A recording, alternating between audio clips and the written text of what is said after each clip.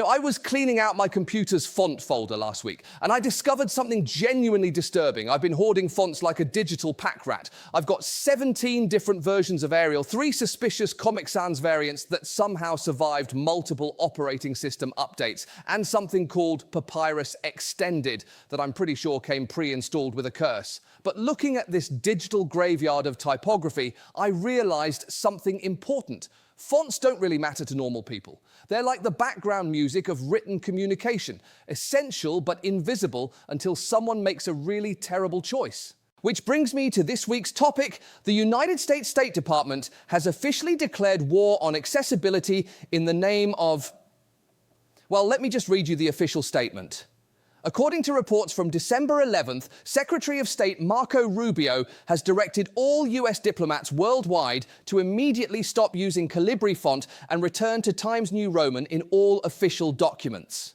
The reason? According to a cable sent to US embassies and consulates, the change is intended to restore decorum and professionalism to the department's written work products and abolish yet another wasteful DEI program. Yes, you heard that correctly. The font that your grandmother uses to email you pictures of her cat is now considered a wasteful diversity program. We're apparently one step away from declaring that sans serif fonts are a threat to national security and that the only truly American typeface requires little decorative flourishes at the end of each letter. Now, you might be thinking, wait, this seems like a pretty minor story. Surely there are bigger issues in American foreign policy right now. And you'd be absolutely right. We're dealing with ongoing conflicts, complex international trade relationships, and diplomatic challenges that require serious attention and expertise. But that's exactly why this story is so telling, because when your foreign policy apparatus is spending time and energy reversing font choices in the name of fighting woke policies, it suggests some pretty concerning priorities. Let me give you some context here. The Biden administration switched to Calibri in 2023, and it wasn't because some liberal arts college graduate in the State Department thought Times New Roman looked too conservative. According to accessibility experts, it was because Calibri is easier to read for people with dyslexia, low vision, and other reading disabilities. The Americans with Disabilities Act actually requires sans serif fonts, that's fonts without those little decorative strokes, on physical signage and display screens specifically because they're more legible. Dr. Kristen Shinohara, who leads the Center for Accessibility and Inclusion Research at the Rochester Institute of Technology, explained it perfectly to NPR. The impact can be more severe for people with learning or reading disabilities like dyslexia or for people with low vision. Those little decorative flourishes on Times New Roman, they're not just aesthetic choices. They can make text significantly harder to read for millions of Americans. But apparently, according to the Trump administration, making government documents more accessible to people with disabilities is now classified as a wasteful DEI program. And I have to say, that's a pretty remarkable expansion of what constitutes diversity and inclusion. We've gone from arguing about hiring practices and training programs to suggesting that basic accessibility features are somehow politically motivated. What's next? Are wheelchair ramps going to be declared socialist infrastructure? Now, the State Department's justification for this change is that Times New Roman is more formal and professional. And look, I get the appeal of tradition. Times New Roman has been around since the 1920s, when it was specifically designed for the Times of London. It's been the default font of Microsoft Word for decades. It's what we think of when we picture serious documents. But here's the thing. Professionalism isn't about making your documents look like they were typed on a 1990s computer. True professionalism means making sure your communication is actually effective. And if your official documents are harder for some people to read, that's not professional, that's counterproductive. Think about it this way. Imagine if the State Department decided that all official communications had to be written in Old English because it seemed more formal. Wherefore art thou, Ambassador Thompson? Prithee, attend this meeting about trade negotiations. It would be ridiculous, right? Because the whole point of communication is to convey information clearly and effectively. And before you think I'm being hyperbolic here, let's talk about what this decision actually means in practice. US embassies and consulates around the world now have to change every template, every form, every official document they produce. That's hundreds of thousands of documents that need to be reformatted. There are staff members whose job it will be to go through filing systems and update standardized templates. Someone, somewhere, is going to spend their Thursday afternoon changing font settings instead of working on actual diplomatic issues. Meanwhile, we're living through what can only be described as a particularly chaotic period in international relations. The war in Ukraine is ongoing. Tensions with China remain complex and multifaceted. Climate change requires unprecedented international cooperation. And our State Department is making headlines for font choices. But this isn't really about fonts, is it? This is about a broader pattern of governance that prioritizes symbolic gestures over substantive policy. The statement about abolishing wasteful DEI programs gives away the game here. This isn't about improving diplomatic communication, it's about sending a message that the new administration is tough on anything that can be labeled as diversity and inclusion. And the timing is particularly telling. This font change was announced just days after the administration faced criticism for other personnel decisions and policy reversals. It's the governmental equivalent of changing your profile picture when you're having relationship problems, a highly visible change that doesn't actually address any underlying issues. Let's also talk about the broader context of this administration's relationship with expertise and professional norms. This is the same State Department that has seen massive personnel cuts, with hundreds of Foreign Service officers receiving layoff notices. These are career professionals with decades of experience in international relations, regional expertise, and language skills. They're being let go while administrators are spending time debating serif versus sans serif fonts. The Government Accountability Office has documented how previous rounds of State Department cuts have weakened America's diplomatic capacity. When you reduce staffing at embassies, you lose institutional knowledge, you reduce America's ability to understand and respond to local conditions, and you weaken our international relationships. But sure, let's focus on making sure our memos look sufficiently traditional. And here's what's particularly frustrating about this whole situation. Accessibility isn't a political issue. Or at least it shouldn't be. Making government documents readable for people with disabilities is basic good governance. It's not liberal or conservative, it's just competent. The fact that Calibri was recommended by internal disability groups within the State Department tells you everything you need to know about this decision. These weren't outside activists pushing an agenda. These were government employees, probably including veterans and people with disabilities, who pointed out that the department's documents could be more accessible. And the response to that feedback is now being characterized as political correctness run amok. This reminds me of something that happened in my own workplace recently. We were redesigning our company website, and someone suggested that we use higher contrast colors to make the site more accessible to people with visual impairments. A few people grumbled that the new design looked different. But you know what happened? Nobody actually complained once the site went live, because turns out websites that are easier to read are better for everyone. Revolutionary concept, I know. The Americans with Disabilities Act has been the law for over 30 years. It's not some radical new concept. It's established civil rights legislation. And the font recommendations it includes aren't suggestions from activists. They're based on decades of research into how people process written information. But apparently, even basic accessibility compliance is now suspect if it can be framed as diversity and inclusion. And that's genuinely concerning because it suggests that we're moving toward a definition of anti-woke policies that includes opposing accommodations for people with disabilities. Let me read you another part of the State Department's justification. They said the font change better aligns with Trump's One Voice for America's Foreign Relations directive. Now, I don't know what one voice means in this context, but I'm pretty sure it doesn't mean one font. Unless we're preparing for a future where international negotiations break down because our treaties are printed in Calibri. Can you imagine that phone call? I'm sorry, President Macron, but we can't sign this trade agreement. It's written in a sans serif font, and that's against our principles. But it's the same trade agreement we agreed to yesterday. Yes, but look at these letters. Where are the little decorative flourishes? How do we know this document is serious without proper serifs? This also fits into a broader pattern we've seen from this administration regarding aesthetic choices and traditional symbols. They've mandated classical architecture for federal buildings, redesigned the Oval Office with more traditional decor, and now they're reverting to traditional fonts. It's governance by interior decorating, making changes that look decisive without actually addressing policy challenges. And the thing is, I'm not opposed to tradition or formal presentation in government. There's value in maintaining dignity and gravitas in official communications. But there's a difference between preserving meaningful traditions and performing traditionalism for its own sake.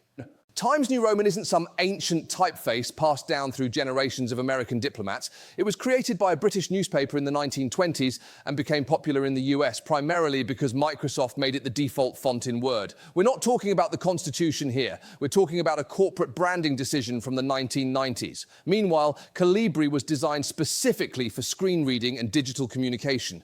It was created by a Dutch designer in 2004 and optimized for the way people actually read documents in the modern world. If we're talking about what's more professional for contemporary diplomatic communication, the font designed for digital documents might actually be the better choice. But the deeper issue here isn't really about font choice, it's about how we talk about disability rights and accessibility.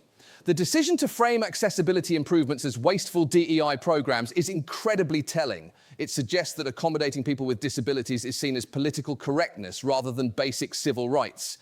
And that has real consequences beyond font choices. If basic accessibility measures are now considered politically motivated, what happens to other accommodations? What happens to sign language interpreters at official events? What happens to audio descriptions for government videos? What happens to wheelchair accessibility at federal buildings? The Americans with Disabilities Act wasn't passed as a liberal or conservative measure. It was bipartisan legislation signed by George H.W. Bush. It recognized that equal access to information and services is a fundamental right, not a political favor. But we seem to be living in a time when any acknowledgement of difference or accommodation of varying needs gets labeled as woke politics. And that's not just bad policy, it's bad governance. A government that works for all citizens necessarily has to accommodate different needs and abilities. Let me give you a concrete example of why this matters. Imagine you're a foreign service officer with dyslexia working on an important trade negotiation. Under the previous policy, official documents would be formatted in a way that makes them easier for you to read and process quickly. Under the new policy, those same documents are formatted in a way that might slow down your comprehension or increase your reading fatigue. Now, maybe you can still do your job effectively. Maybe the difference isn't huge for any individual person, but why would you intentionally make your own employees' jobs harder?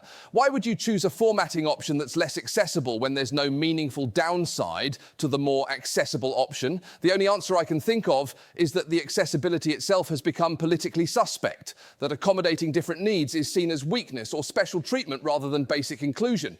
And that brings us to what might be the most depressing part of this story, the sheer pettiness of it all. We're talking about a font change that probably took someone 5 minutes to implement and will be forgotten by most people within a week.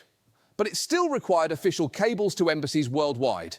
It still required justification and explanation. It still took time and attention away from actual diplomatic work. This is governance by news cycle, making changes that generate coverage and signal political priorities without actually accomplishing anything meaningful. And in this case, the message being sent is that this administration considers basic accessibility measures to be politically suspect. Now, I want to be clear here. There are legitimate debates to be had about diversity and inclusion policies in government. There are reasonable questions about resource allocation, implementation strategies, and measuring effectiveness. Those are important conversations that deserve serious attention. But declaring that font accessibility is a wasteful DEI program doesn't engage with any of those substantive questions. It just takes a basic accommodation for people with disabilities and turns it into a culture war talking point. And here's what's particularly unfortunate about this whole situation. It's going to make it harder to have reasonable conversations about actual diversity and inclusion policies. When you frame something as basic as accessible fonts as political overreach, you make it more difficult to discuss genuine policy questions about equal opportunity and workplace inclusion. It's like crying wolf, except instead of wolves, we're talking about the radical threat posed by letters without little decorative strokes. It diminishes the credibility of future concerns about government overreach or unnecessary bureaucracy. The State Department has real challenges right now. They're dealing with personnel shortages, budget constraints, and a complex international environment. They're trying to maintain America's diplomatic relationships while implementing significant policy changes. Those are serious issues that deserve serious attention. But instead, we're debating font choices, and not even debating them in a meaningful way, just reversing them as a symbolic gesture against accessibility accommodations. This reminds me of something my high school English teacher used to say about writing. The goal isn't to sound smart, it's to communicate clearly. And that applies to fonts just as much as it applies to word choice or sentence structure. The goal of official government documents isn't to look impressive. It's to convey information effectively to the people who need to read them. If you want your documents to look professional, make sure they're well written, well organized, and accessible to their intended audience. The font choice is secondary to the content and structure. But apparently, we're now living in a world where the appearance of traditionalism is more important than actual effectiveness, where symbolic gestures toward decorum matter more than practical accessibility. And that's not just unfortunate, it's backwards. Real professionalism means prioritizing function over form, substance over style. It means making decisions based on what works best, not what looks most traditional. The irony is that this font change will probably go completely unnoticed by most of the people it's supposed to impress. Foreign diplomats aren't going to look at American documents and think, ah, yes, finally they're using a serif font. Now, I know they're serious about international relations, but it will be noticed by some people, specifically people with visual disabilities, who now find State Department documents harder to read. Those are the people who will actually be affected by this change, even though they're apparently not the people this administration is trying to please. So let's recap where we are. In December 2025, at a time of significant international challenges and domestic policy questions, the US State Department is making headlines for reverting to a less accessible font in order to fight wasteful DEI programs. Hundreds of thousands of documents are being reformatted, official cables are being sent to embassies worldwide, and government employees are spending time on font changes instead of diplomatic work. And the justification is that Times New Roman looks more professional than Calibri, even though Calibri is specifically designed to be more readable for people with disabilities. That's where we are. That's the state of American governance in 2025, fighting the culture wars one font at a time, even when it means making government less accessible to the citizens it's supposed to serve. But here's what gives me some hope. This story has gotten attention precisely because it's so absurd. People recognize that this is a misallocation of priorities, that there are more important things for government to focus on than font choices. And maybe that recognition can be the beginning of a more serious conversation about what we actually want from our government. Not symbolic gestures or culture war victories, but competent administration that serves all citizens effectively. Because at the end of the day, that's what this is really about. Whether our government prioritizes effective service or political messaging, whether we care more about accessibility and inclusion or about sticking it to perceived political enemies, I know which side I'd choose. And I'm pretty sure most Americans, regardless of their political affiliations, would choose effectiveness and accessibility over performative traditionalism. But then again, I'm the guy who still has Papyrus extended on my computer, so maybe I'm not the best judge of font-related decision-making. What I can say is this: when our State Department is spending time reverting accessibility improvements in the name of fighting woke policies, we've lost sight of what government is actually supposed to do. And that's worth paying attention to, even if, or especially because, it seems too ridiculous to take seriously. After all, if we can't get font policy right, what hope do we have for the actually complicated stuff? Look, I want to be optimistic here. I want to believe that this is just a minor administrative change that got blown out of proportion by a slow news cycle. But the reality is that this story represents something much larger about how our government operates and what it prioritizes. We're seeing an administration that views basic accessibility measures as political threats rather than civil rights protections. We're seeing bureaucratic energy being spent on symbolic reversals rather than substantive policy implementation. And we're seeing a definition of professionalism that apparently excludes making documents readable for people with disabilities. This isn't normal, and it's not okay. But you know what? The fact that this story seems absurd to most people suggests that there's still some shared understanding that government should prioritize effectiveness over symbolism, that accessibility matters, and that there are more important things to focus on than font choices. So maybe the real question isn't whether this particular decision matters in isolation. Maybe the question is whether we're willing to accept governance that treats accessibility improvements as political enemies, or whether we demand better. Because fonts may seem trivial, but the principles behind this decision aren't trivial at all. They're about who gets included in our democracy, who gets access to information, and whether our government works for all citizens or just the ones who don't need accommodations. And on that score, I'd say serif or sans serif, we can do a lot better than this. Actually, let me leave you with one final thought that really captures the absurdity of this entire situation. Do you know what font the Constitution of the United States was written in? None. it was handwritten with a quill pen in 1787. The Declaration of Independence, also handwritten. The Bill of Rights, yep, handwritten too. For the first century and a half of American democracy, the most important documents in our nation's history were created without any fonts at all. Times New Roman wasn't invented until 1931. Calibri wasn't created until 2004. For most of American history, the idea that font choice could be a matter of national importance would have seemed completely ridiculous, because it is ridiculous. But here we are in 2025 with the State Department sending official cables around the world to announce that America's diplomatic credibility apparently depends on using fonts with little decorative strokes instead of fonts that are easier for people with disabilities to read. And you know what? I think the founders would have had something to say about that. They probably would have suggested that we focus on the actual content of our communications rather than the typography. They might have pointed out that a government's legitimacy comes from serving its people effectively, not from maintaining aesthetic traditions.